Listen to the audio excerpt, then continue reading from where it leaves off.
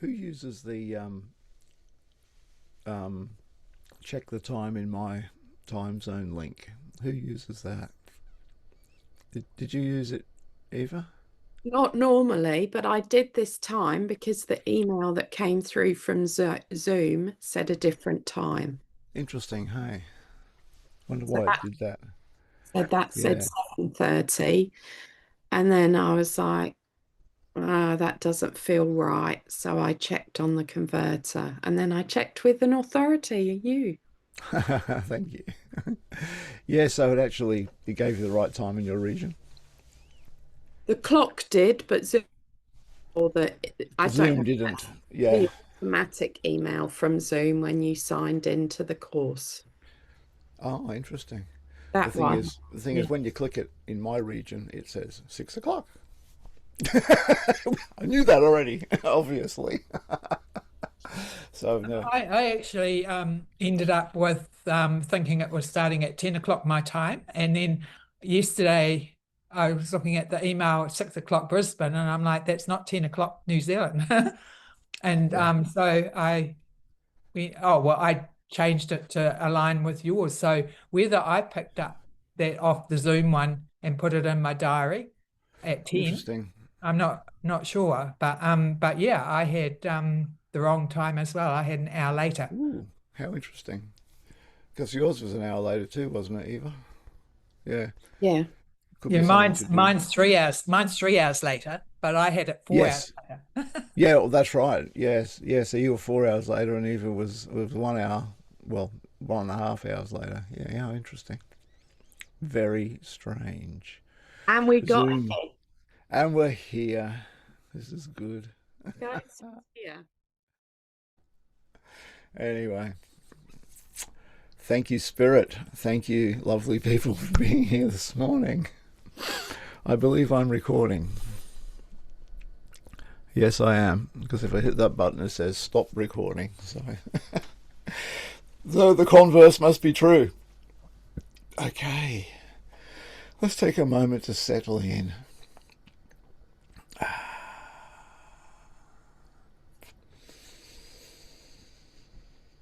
Let's become aware of the inflow and outflow of your breath. Set aside all thoughts, feelings and emotions at this point in time. Allow yourself to become aware of your energetic body.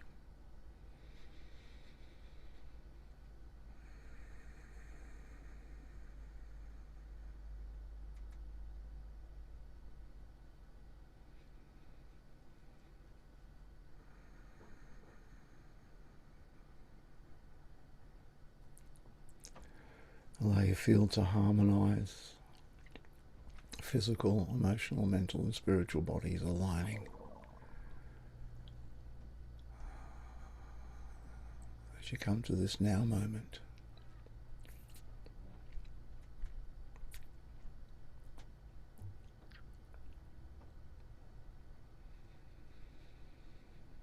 Allow yourself to connect to higher self,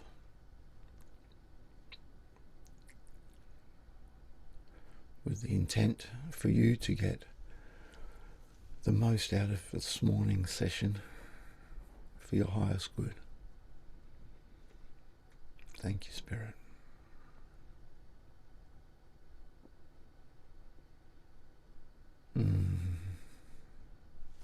Alrighty.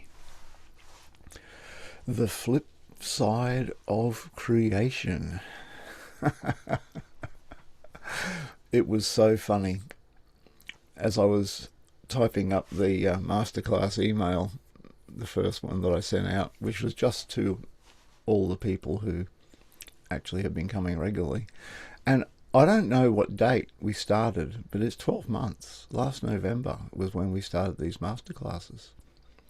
That's amazing, isn't it? Yeah. Thank you.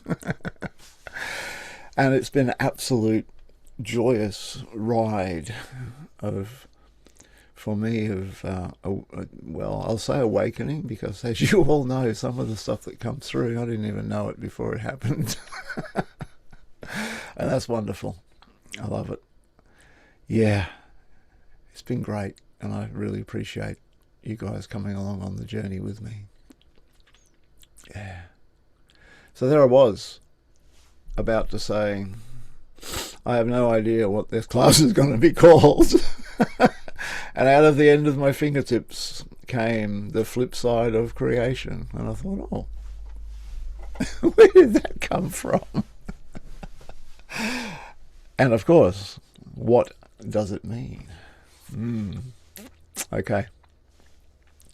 What came out of it in my ponderings ever since then throughout the week is that there are two main points with the flip side of creation. The first point is that you are manifesting all the time.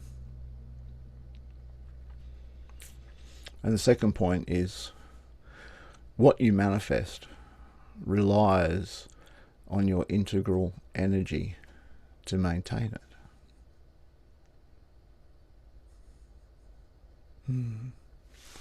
So we're going to look at these 2 points today. I actually have some notes. We'll see how the notes go. You know what happens with me and notes. All right. We're manifesting all the time. Your very next moment, the one that just passed, and the one that just passed, and the one that just passed, and the one that just passed, all are created by belief, by manifestation. It's believed, and it's hard to believe, isn't it? You know, crikeys. If I just keep sitting here and don't do anything, then I'll still be sitting here in a half hour.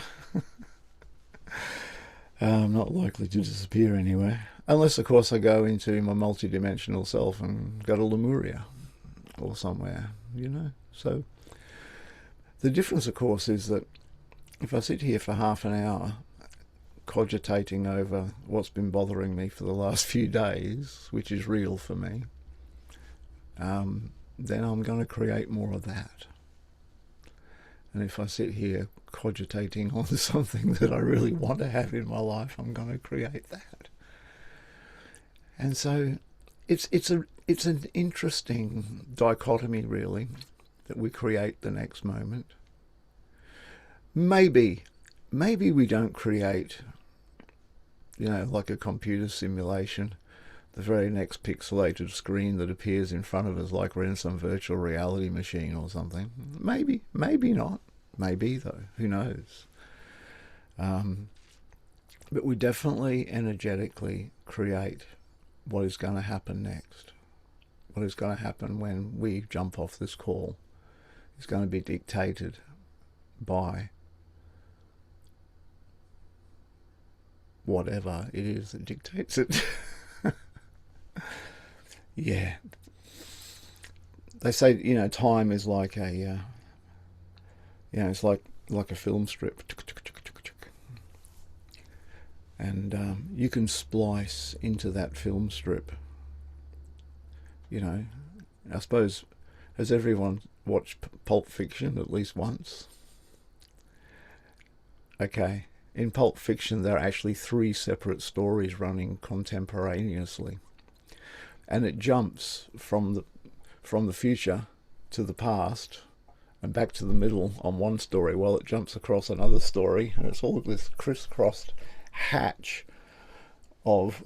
look, one day I watched it, and each different scene, which Quentin Tarantino quite kindly put a little... and some of them put a little, you know, Bonnie's story or whatever it was. So there was threads of hints there for you.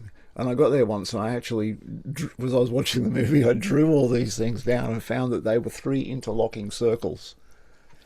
How interesting that he had the foresight to do that. What it is, though, it's like splicing in different time tracks.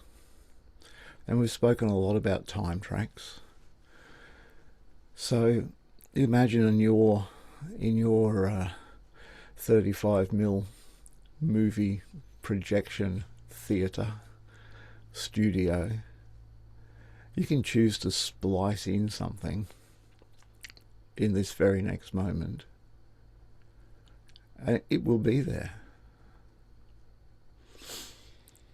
And you could be sitting here thinking, has Martin gone off the planet today? And follow that stream if you want to. Or, oh yeah, I can. Now, you splice something in, it's not going to mean that you're not sitting on the sofa or on your chair or in the middle of the Grand Canyon. But it does mean that your attitudinal perception of the next thing that happens is going to be tainted by what you've just spliced in, by what you've just created within your field. How's that for a thought? Okay. I do love the movie, scene by scene by scene example.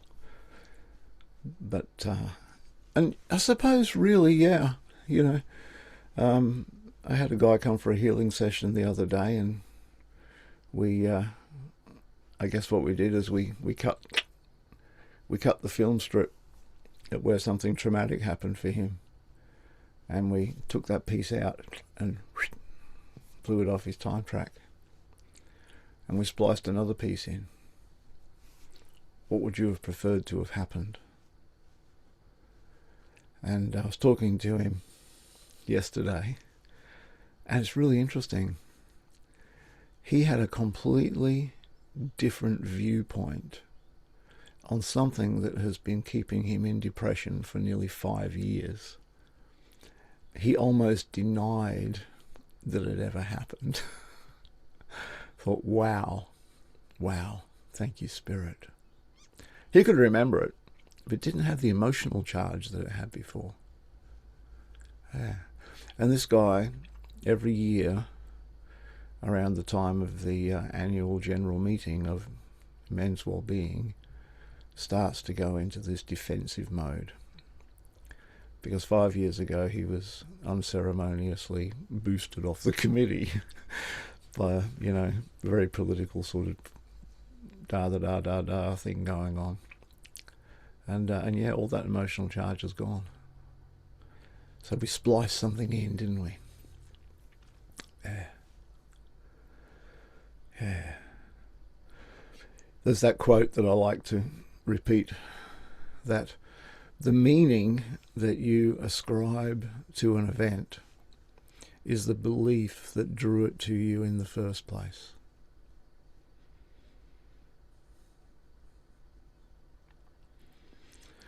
It's like two siblings in a household.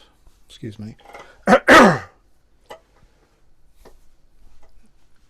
One can grow up with the most horrific, controlling, horrible parents in the world, and the other one can grow up with the most loving, caring, and delightful parents in the world. They're the same parents. Yeah, and that's true. What's the difference between sister 1 and sister 2? You'd really wonder. And did they create their own separate realities based on what they brought forward with them into this lifetime? Or perhaps an event that occurred to either one of them?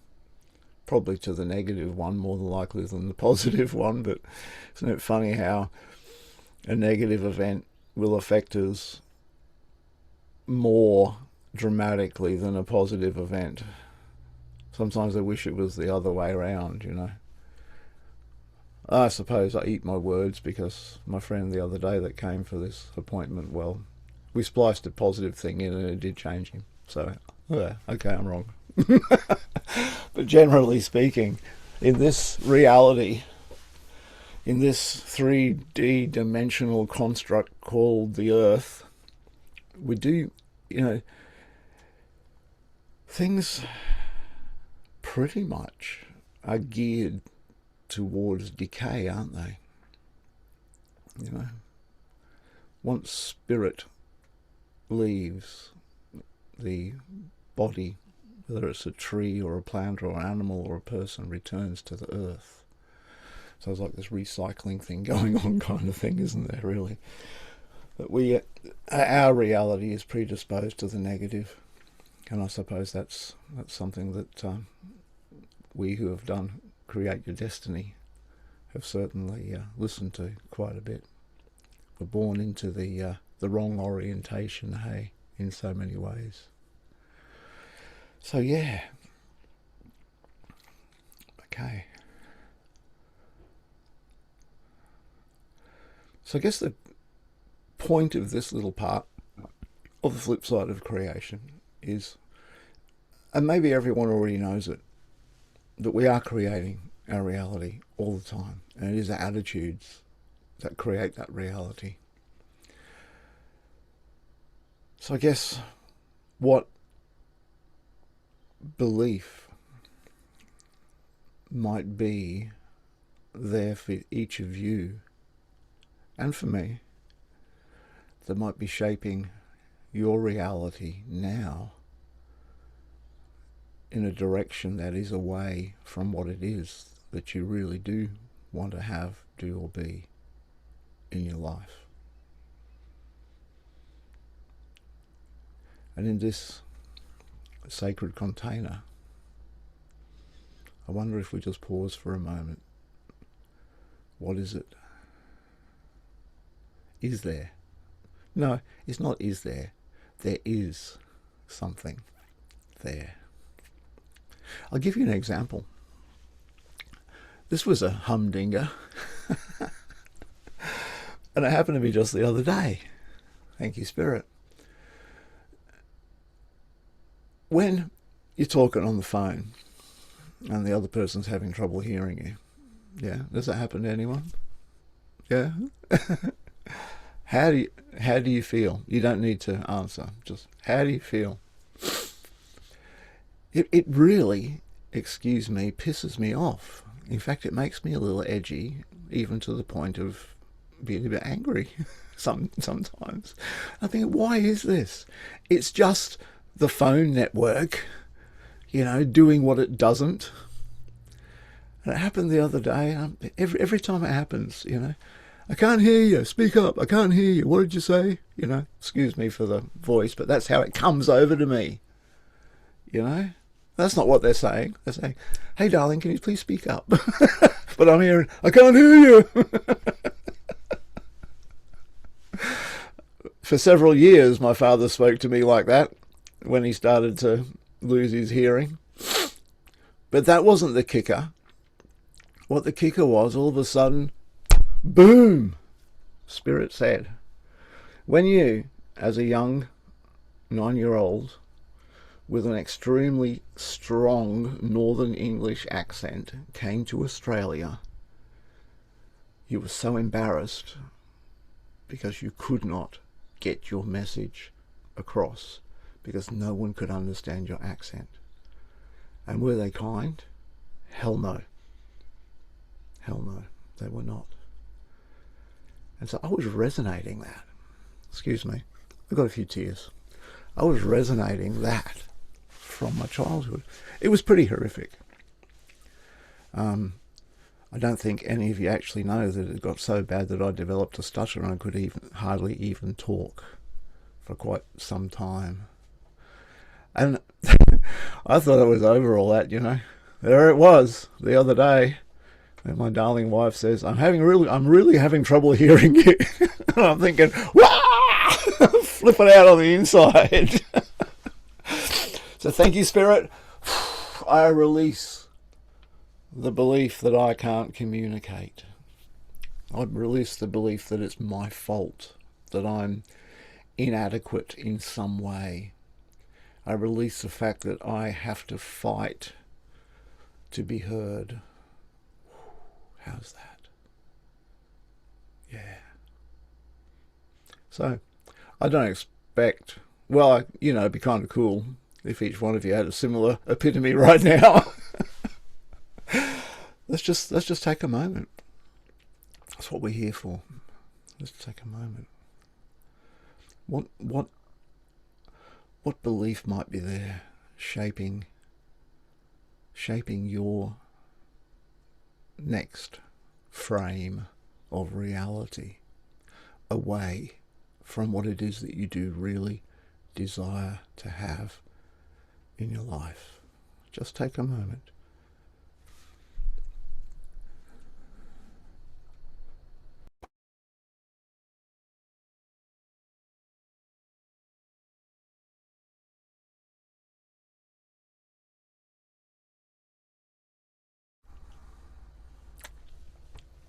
Thank you, Spirit. Feel free if you wish, if you do have something that might have popped up, feel free to share it. Sharing, as we know, concretizes things. It gets them out there. If there's nothing specific, yeah. Hey Eva, thank you. Yeah, what came to me was that I have to make everyone happy. That I can't trust others to take responsibility for themselves and their feelings, and I have to do things, be a certain way to make everyone happy, and it's so frigging exhausting. Yeah. And I choose to let go of that belief and to fill that vacuum with, choosing to make myself happy, to put my mask on first. Yeah. So making everyone else happy is exhaustive, and it's your responsibility. Yeah. It was. Yeah. Let's just make sure it's all gone, hey? I want to gather up a little bit of that in circle with these wonderful people and just say to that belief, wherever it came from, wherever it first hooked into you, that it no longer serves you and you no longer need it, and that you thank it for its service when you needed that as a young child, I'm imagining, to keep a smile happening. So thank you, Spirit. I just gather that all up, take a big breath and blow it away.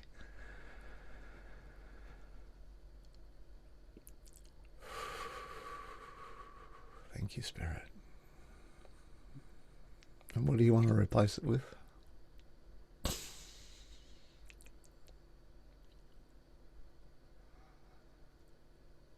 Connecting with my truth, putting my mask on. Yeah. Yeah. How about allowing people the responsibility for their own happiness, and that it's not your responsibility, it's up to them. You don't need a mask. You're beautiful. How's that sound? That sounds good. Thank you. And imagine what that feels like. What's the energy of the end result there? Oh my God. Yeah, I've got energy. So freeing. Yeah. Thank you, Spirit. Let's take a breath and hold and lock that in. Activate from that moment forward. Thank you, Spirit. Yeah. Thank you, Eva. That was not in my notes. While we're at it, anyone else got something they want to release? Hey, Cynthia. I might not get to my second half of my masterclass at this rate. That'd be okay. Mine is that I'm not allowed to manifest my true nature and purpose, because if I do, I'll do damage to people. Ooh. Which that's just it's been playing around for the damage to people has been playing around for a while, but it's to actually name it. Yeah. Because basically, I'm going further and further into a void of doing nothing. Yeah. So your true nature and purpose is dangerous, is it?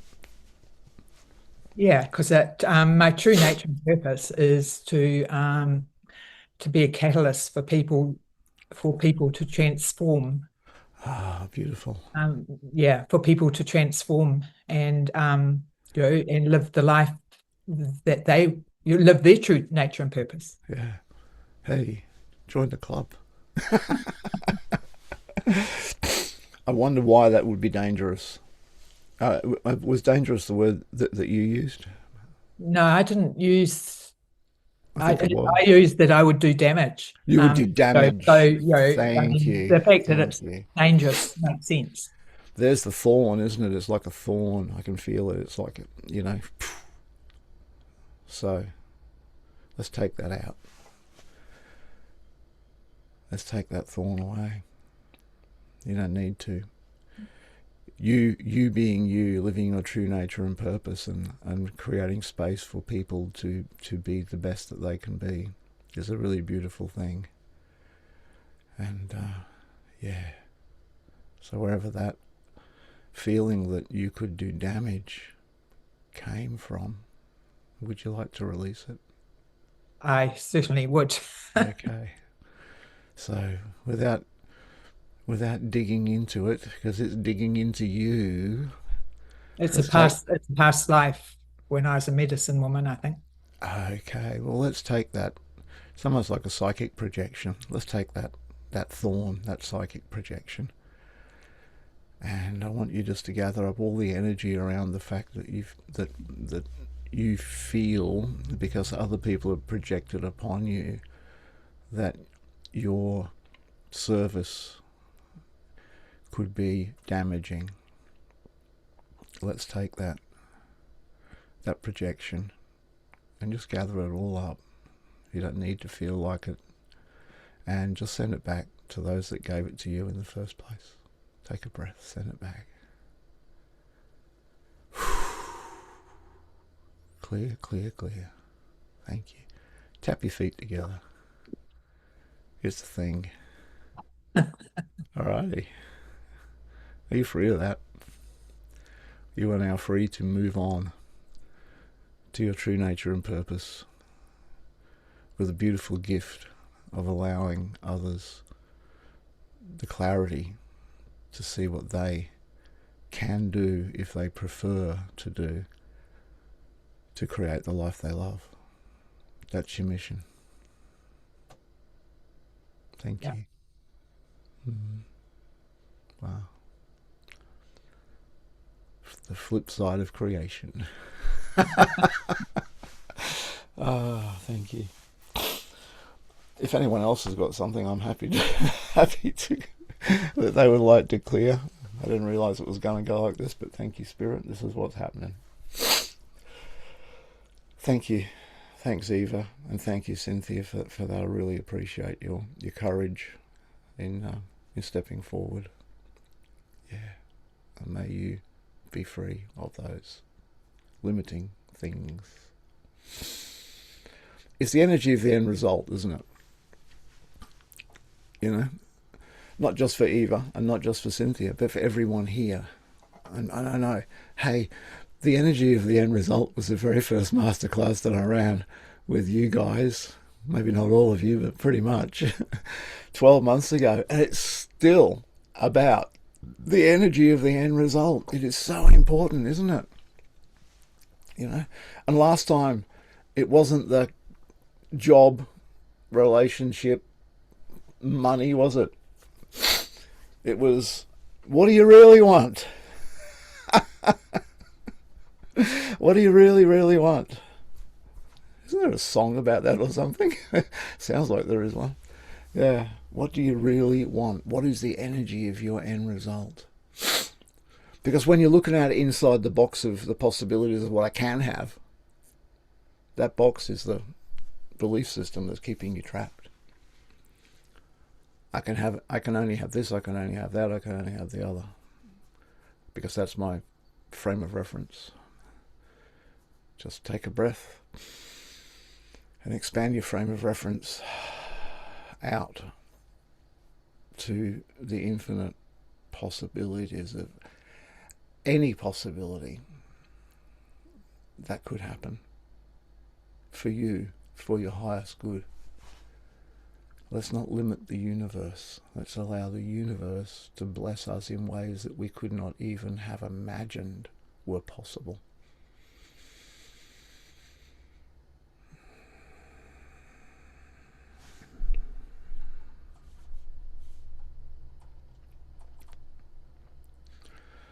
Alrighty. So that's point number one. You are manifesting all the time. I thought it was going to take 5 minutes. I was worried that I wasn't going to be able to make the hour.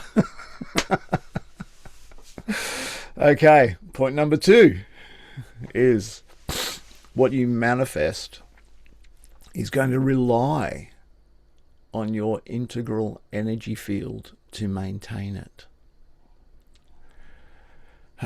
What do I mean by that? Can anyone help? Nah, joking. Who has actually bought something? That's a good start. Or gone to buy something and had this huge buyer's remorse over it. You know, it's usually something. Yeah, thank you. Yeah, thank you. Yeah, thank you. It's usually something expensive. You know, like a sports car. Or something, at least for guys it's a sports car, okay? Yeah. And then you think, oh my God, I don't deserve this. It's like the people that win the lottery, We spoke about this in Up-Leveling. They win the lottery. Fantastic.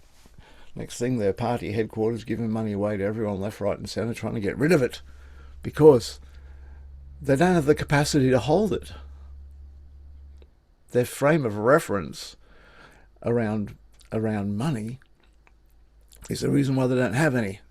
And when the universe blesses them with a bucket load of it, they've got to get rid of it because that's not reality. That's not the energetic field. Yeah. So when we look at manifesting in the energy of the end result, that's fine. Those of you that might remember Up-Leveling, I had an elastic band. Do you remember? I had an elastic band, and I said, "Here you are, creative tension, and your vision is up here." And what happens? Or you achieve it, but it's kind of like attention's too much. So what you do is you got to bring yourself up to the level, and then you're back. You've done a quantum leap, and I don't mean a quantum leap as in the healing modality. I mean you've done a quantum leap. You've gone up like atoms have quantum echelons, right? If anyone's done chemistry, and you've gone from one level of valence to another level of valence. You've expanded your field. And then you go, holy shit. Ooh, back to the comfort zone we go. How do you stay in that higher valency? How do you stay out there when all the world in your belief system perhaps is saying you don't deserve this? So you blow off a few things like we did, but it's a matter of maintaining your energy up there. Sure, it doesn't have to be like that all the time, but how often is it like that? We're talking the flip side of creation here. This is the second part of the flip side. That we do need to hold the energy of what it is that we actually thought we desired to have in our life. And by thought, what I mean by that is that there's a quote that came from Bashar, where he was saying, if you don't have what you prefer in your life, it's because you prefer something else.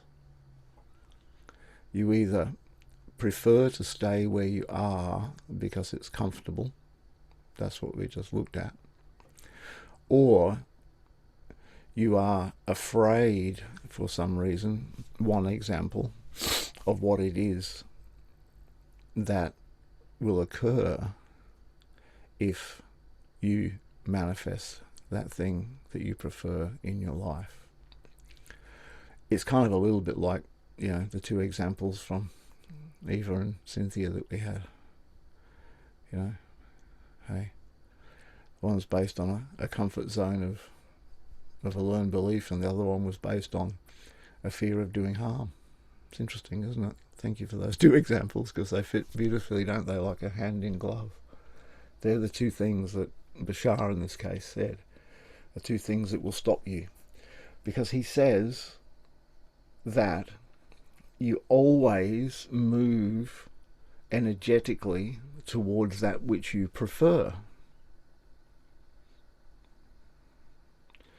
And if you prefer to be in your comfort zone, you're going to be there.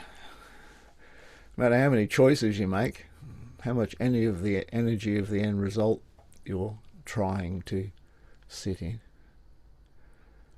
Because you have to raise your energy out there.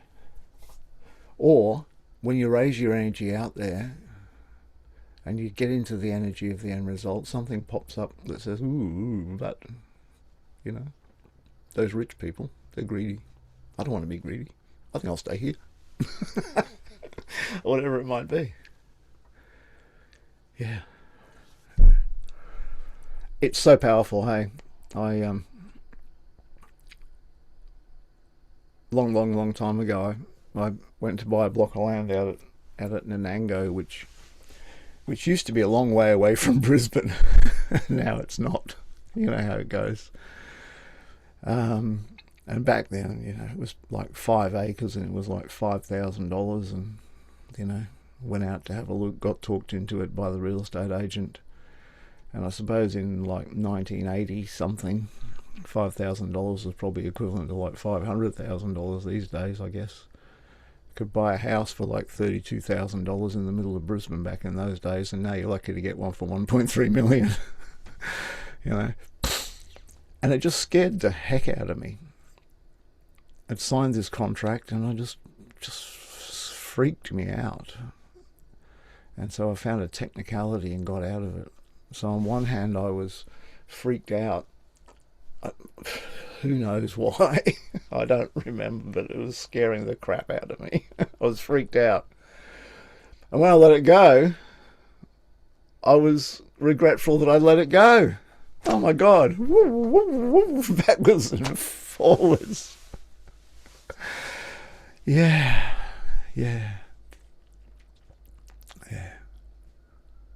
That's a true thing. So really settling into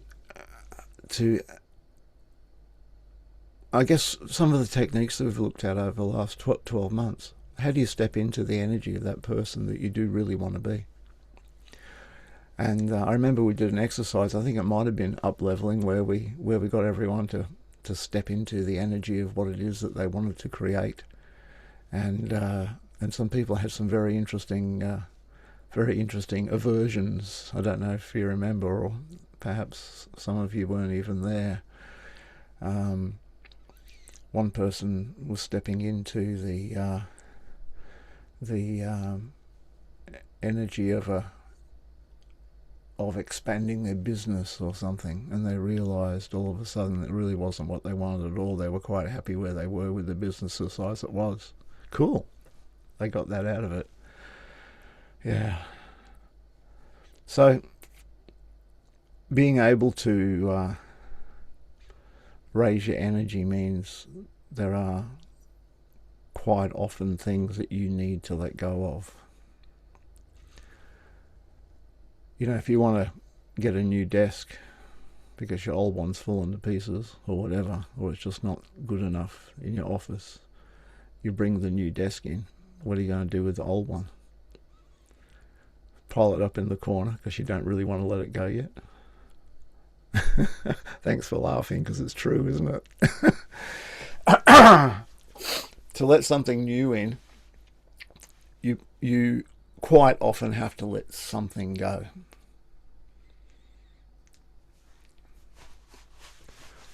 The question is, what is it that you need to let go to bring in what it is that you really want to create?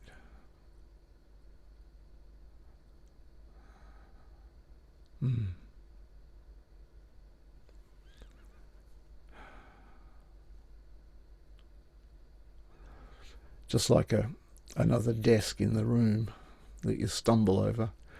I bought a couple of new chairs. I had a chair that in here that used to squeak, and I recorded a ding sound bowl, right?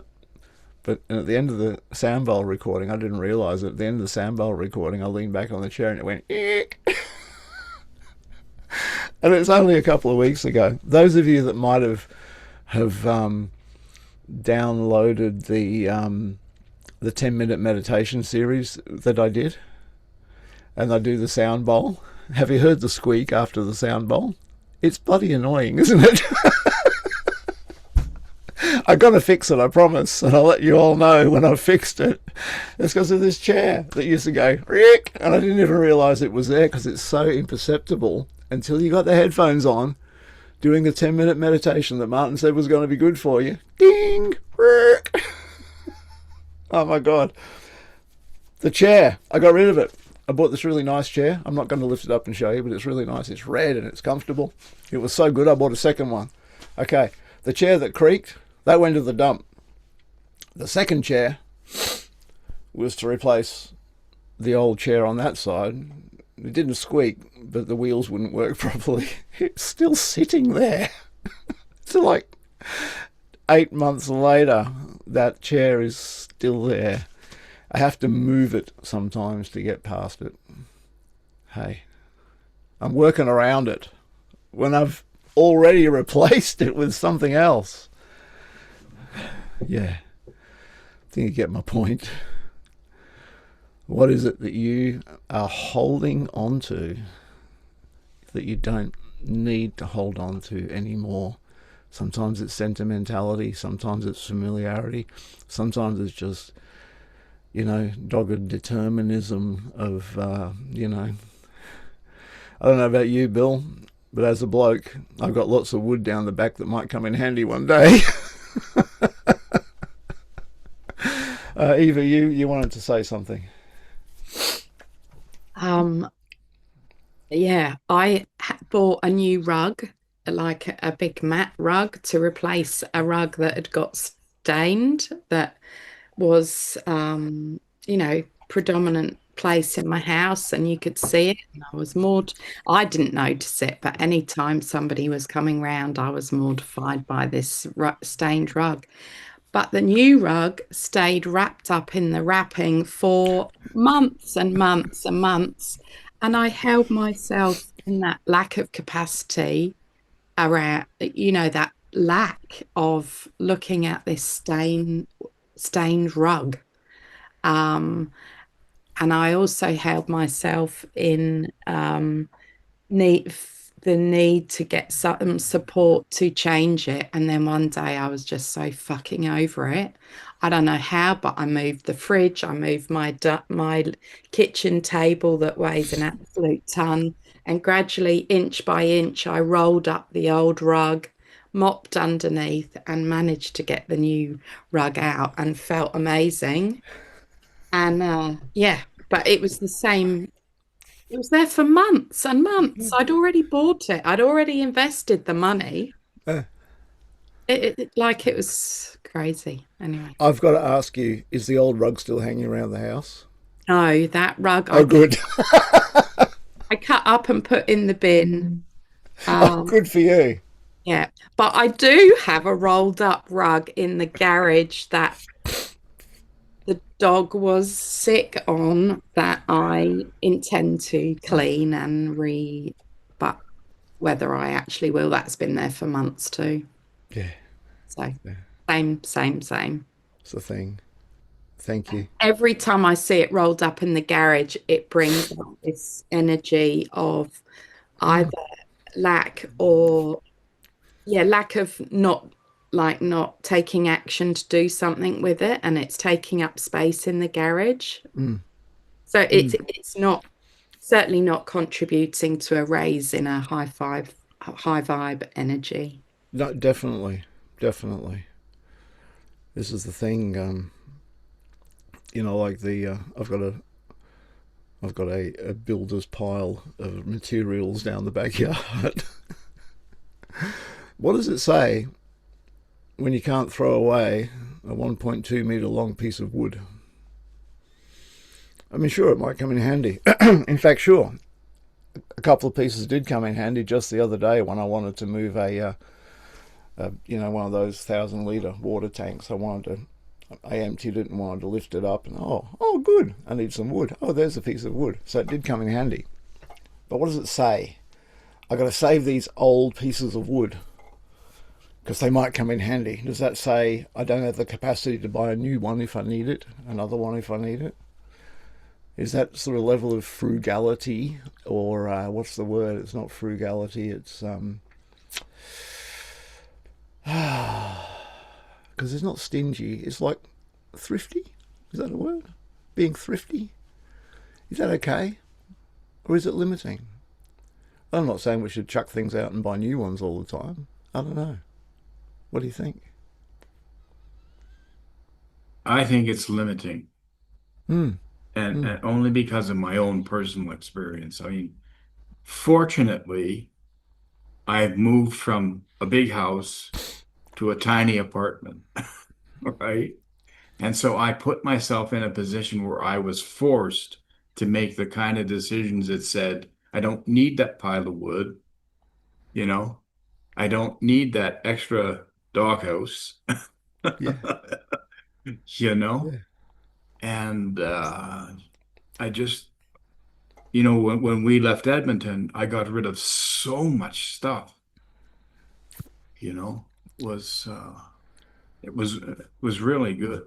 Yeah. And the irony is we moved from Edmonton to Vancouver, and my partner at the time, we had, I don't know, 50, 60 boxes of her stuff.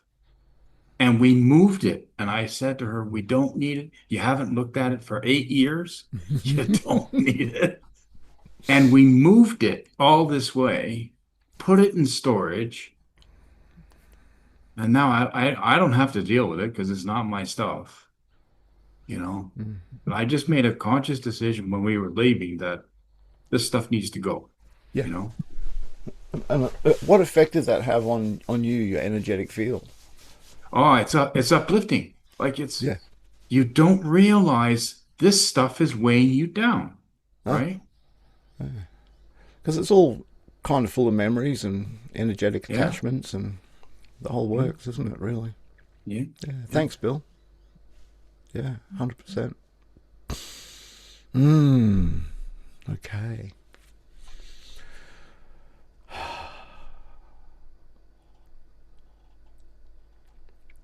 All right.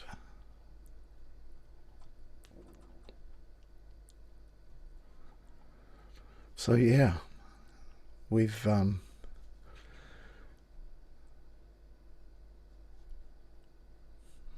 something else is coming through. Let's find out what that is in a minute, I guess. You are manifesting all the time. Okay, point number one. Very important. And what you're manifesting is based on what you got in your garage, basically. So I encourage everyone here to have a look. What is it? What is it that you're hanging on to? Yeah. Because it's your ability to hold the energy of the end result that allows you, when you manifest, what it is that you want, or what you don't want. It's the energy, it's your energy field that will hold it there. That's what's coming through. Whatever it is that is in your life right now, thank you, Spirit, for reminding me of this. Whatever it is that's in your energetic, or in your life right now that you don't want to have, it's only there because you're holding the energy for it. Yeah. There's something that you don't prefer, something that you dislike.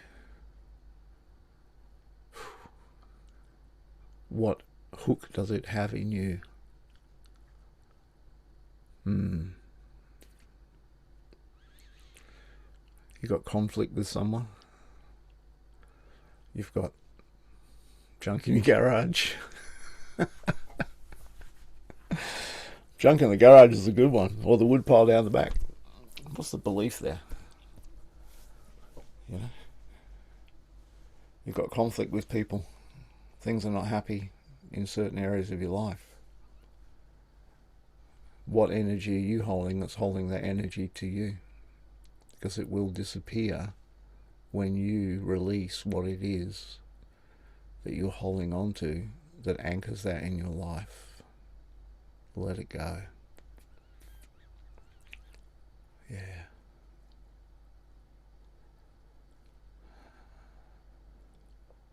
A certain freeing kind of feeling around moving through life without attachments. It's probably what the Buddhists were talking about before we turned it into some kind of religious necessity to sit in meditation every day so you don't have any any attachments. But it's really true, isn't it?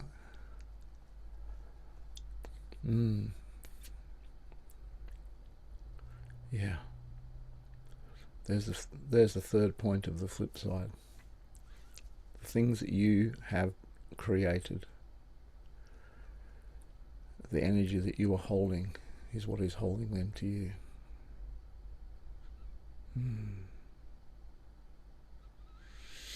Very somber moment.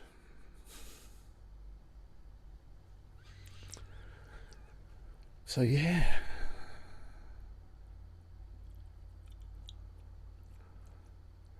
So the challenge, I guess, or not the challenge, the mission is when there's something that you perceive in your life that you don't want, that rankles you. You know, the same old cycle of some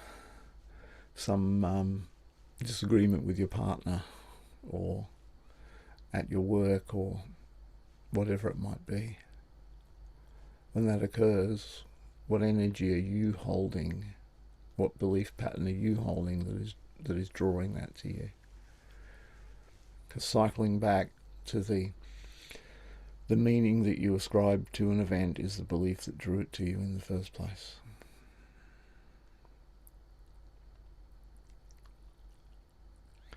So the flip side of creation, in a nutshell, is that the energy that you're holding is the energy that is holding you in that pattern, whether it is for your highest good or not. And people are starting to come into the waiting room. You were right. Zoom messed it up. Oh dear me.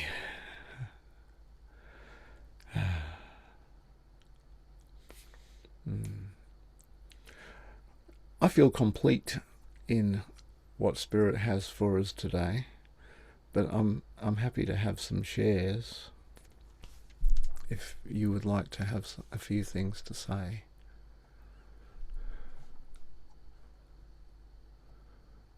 Oops. I opened the chat. I want to look at who's coming in. Yeah. I won't let them in right now. How are we doing? Who'd like to have a share how this has landed with you today.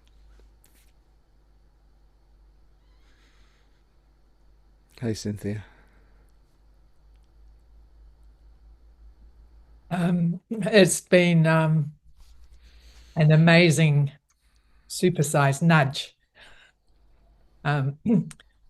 especially around. I've been trying to declutter my house, and like you say, you go through the things, and oh no, I can't part with that right just now.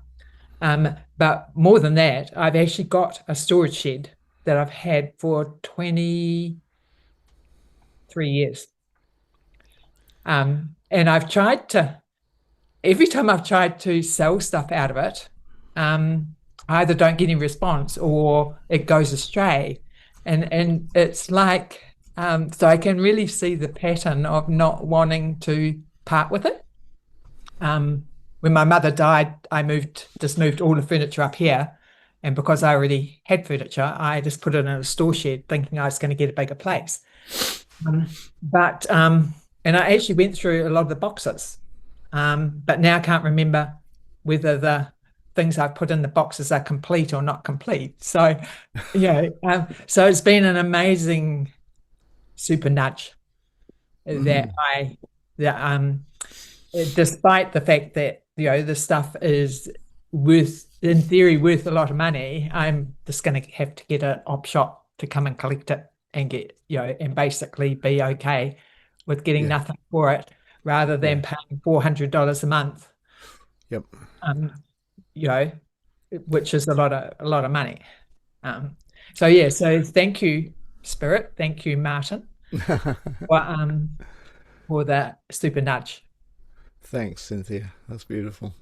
And so true. You should see my garage. I reckon I got stuff in my garage that I haven't touched for probably 15 years, and all these boxes lined up, and I keep saying, I'll get to those one day. Well, I come from a heritage where my father was known to his friends as Steptoe. As what, sorry? Steptoe. Steptoe.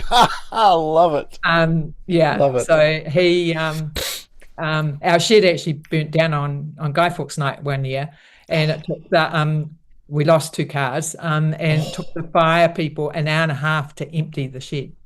Whoa. After the fire was out. Wow.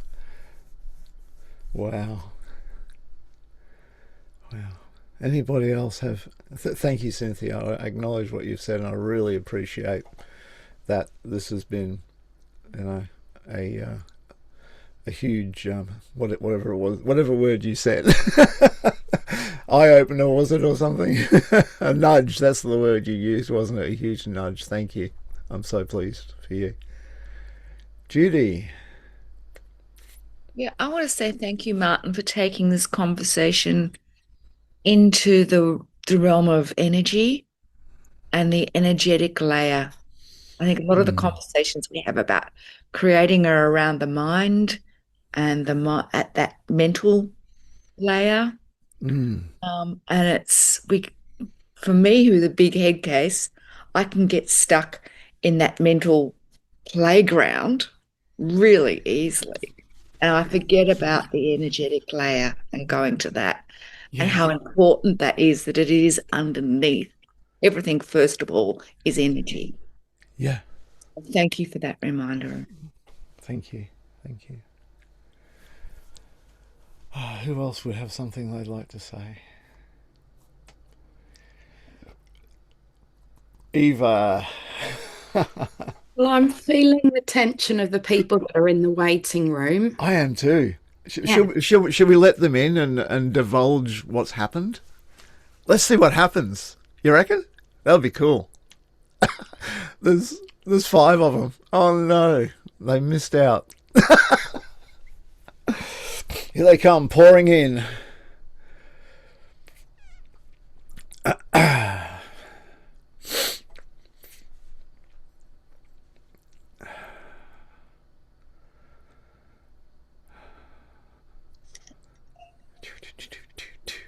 Lovely people who have just joined the masterclass. I'll just wait till everyone's in here and ask you to turn your cameras on. It's okay, Cecilia, you've had yours off the whole time, it doesn't matter.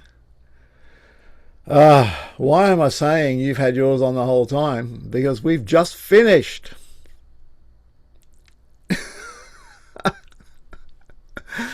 Apparently, Zoom, in its infinite wisdom, because of the change of daylight savings in the United States, announced on the Zoom link that the meeting was to start an hour later than it did.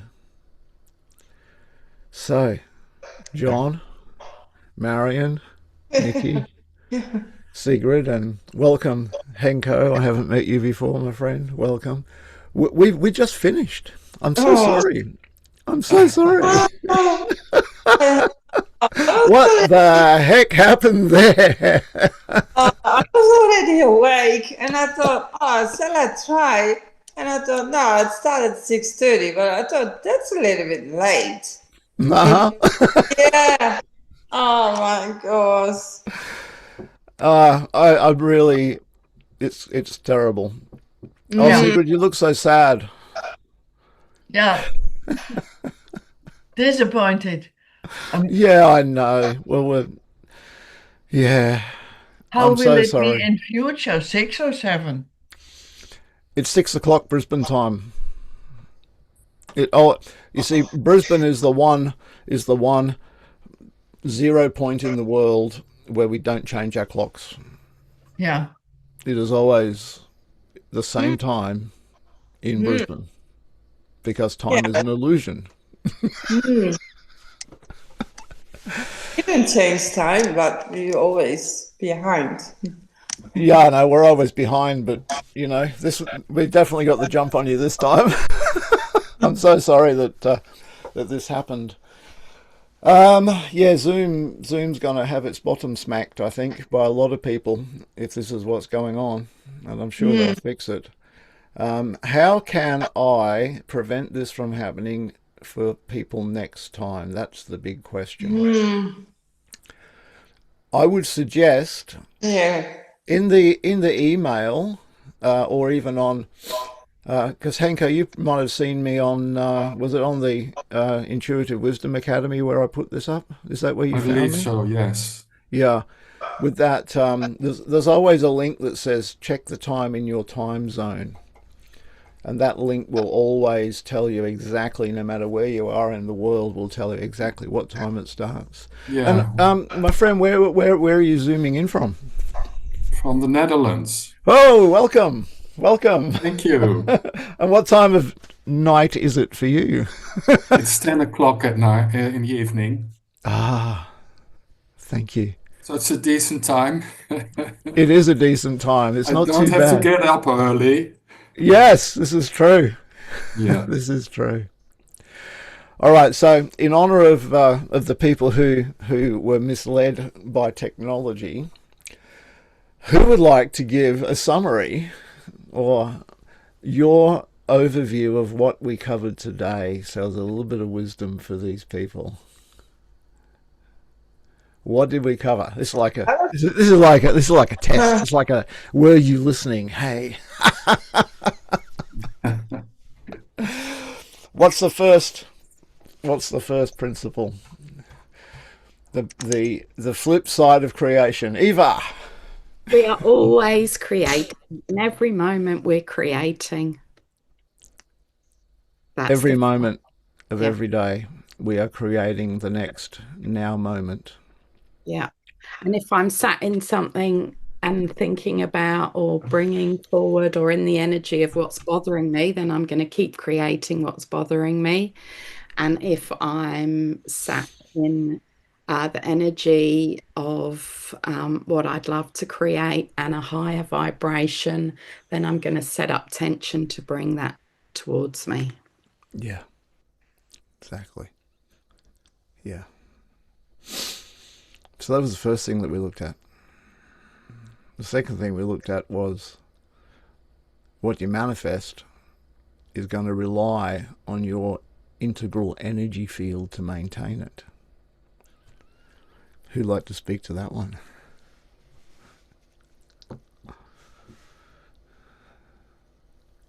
Oh, Nikki's come back. Oh, Eva, star student of the day. I'll give it a go. It's sort of connected to our comfort zone, like what we believe, where we believe we are, and what we hold true limits us and keeps us in a box and a space. Yeah. And if I say I win the lottery and I don't feel I have the capacity to hold that amount of money, then it's either going to get stolen or disappear or whatever, because I don't have the energy to keep that abundance for myself. Or like with an elastic band, I can't hold that tension of keeping it there. We often see our creations as something bigger and greater than us. So we need to up level to hold what we Hold want. that energy. Hold Yeah. that energy. Yeah. Thank you. Cynthia. Thanks, Eva. One of the things that really hit home for me is the meaning I ascribe to an event that's happened that I don't like, is the belief that drew it to me in the first place. Absolutely. So, and conversely, if I do like it, obviously the belief I had was supportive of it. Absolutely.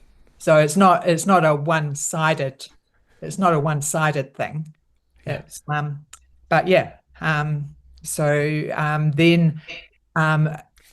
we, as we did in the session, we need to sit with what in fact the belief is and what needs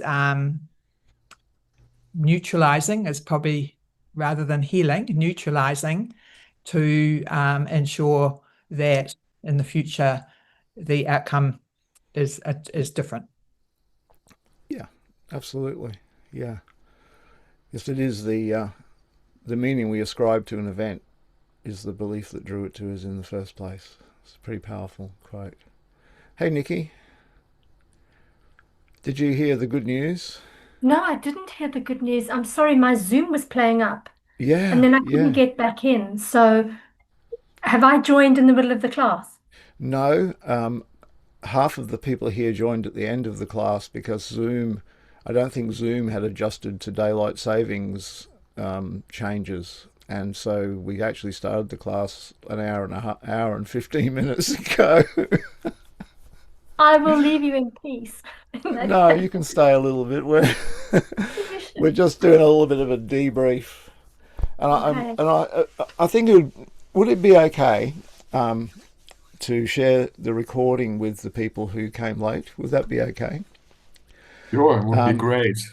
That'd be awesome. Thank you. Yeah, and for those two people who had a very heartfelt share, would you like me to leave that in or remove it?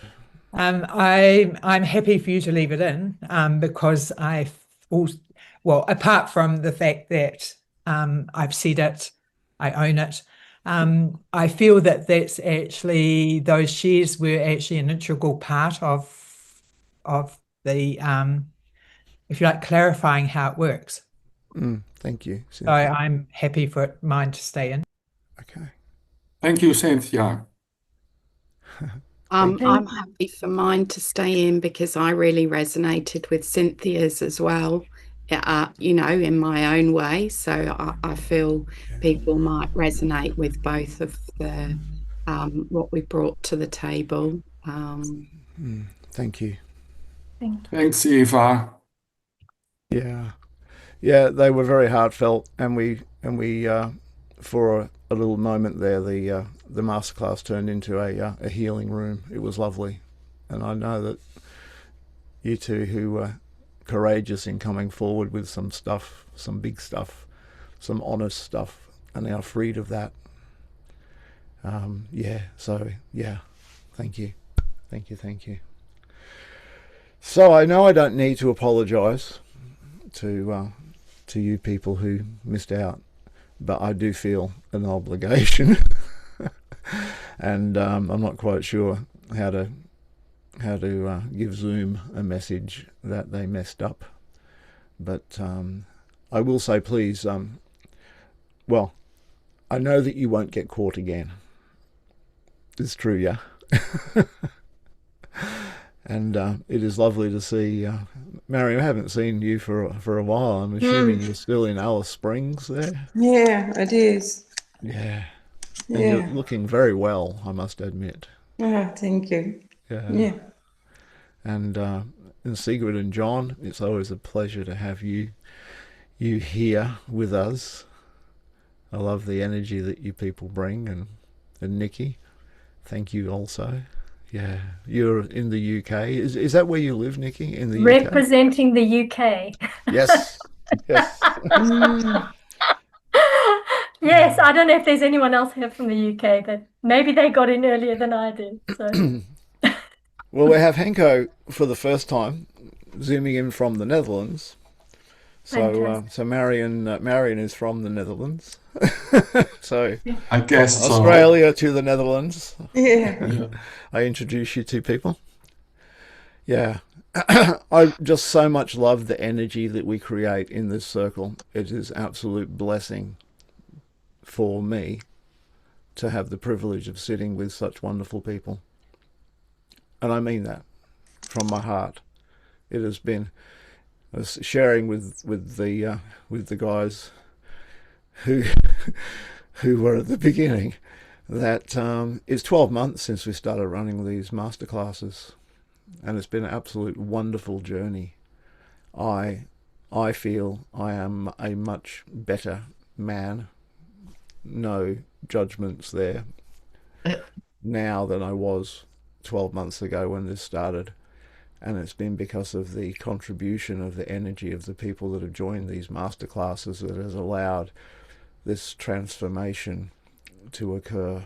And I'm deeply grateful to every single one of you for being on the journey, and those who have just joined. Time's an illusion. Time is an illusion. Your energy is appreciated. Yeah. I love these sessions. Thank you.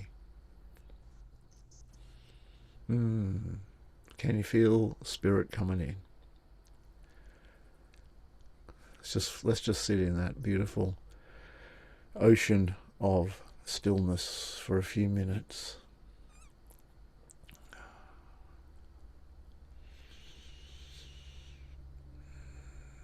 Acknowledge the power of group energy. The stillness that gives life to reality.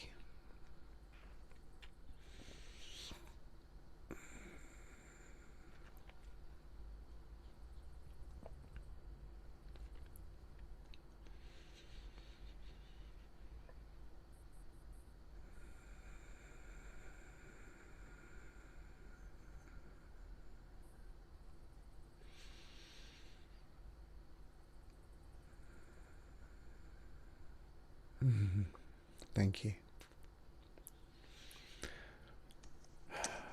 May each and every one of us here be just that a little bit extra, amped up in our energy, a little closer to our own true essential nature, having shed a little bit more of the cloak that we adopt as we walk through life. As we know, you are born of starseed, descended from starseed, yet born of the earth. When you came into this reality as a star spirit, spark of eternal consciousness that appeared, boom, in the womb, the joining of the sacred masculine and the divine feminine, and became this human existence, started to make sense of the world. Yeah. Now is the moment to make no sense of the world and to understand that all the patterning that we have created around us, like a thick cloak in some ways, that kept us warm and safe and comfortable when we needed it, now can be shed, because we are more than human. We are eternal spirit, and we are each day moving closer and closer to knowing our true eternal reality. We are a spiritual being having a human existence. Oh.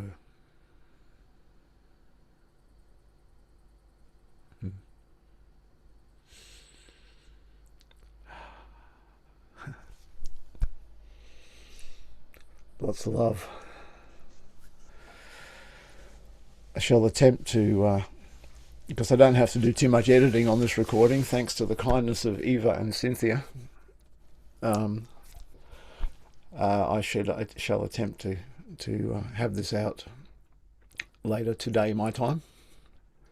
I'm going away on the weekend to help run a men's retreat for the weekend.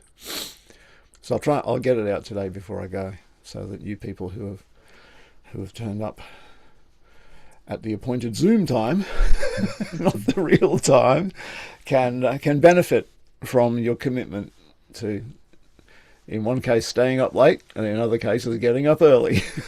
I appreciate every one of you. Thank you. Thank you, thank you, thank you.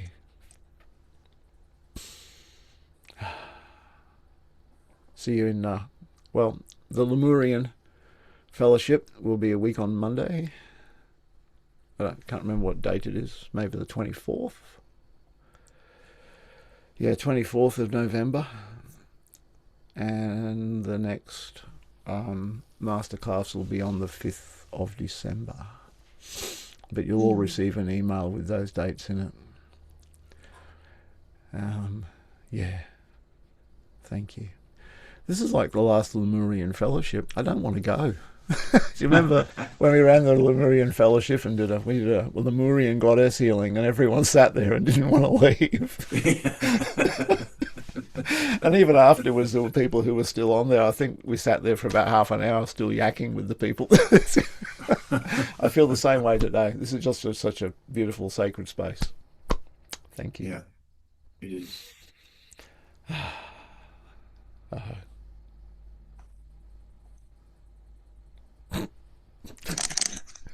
Thank you, Martin. Someone's got to leave. Yeah. Thank you, everybody. Thank you. Thank you. May this energy be Ross with from you. Holland. Bye-bye. Thank you for joining us, Henko. Thank you, Nikki and Sigrid and Marion and John. I will see you next time. Thank you. Yeah.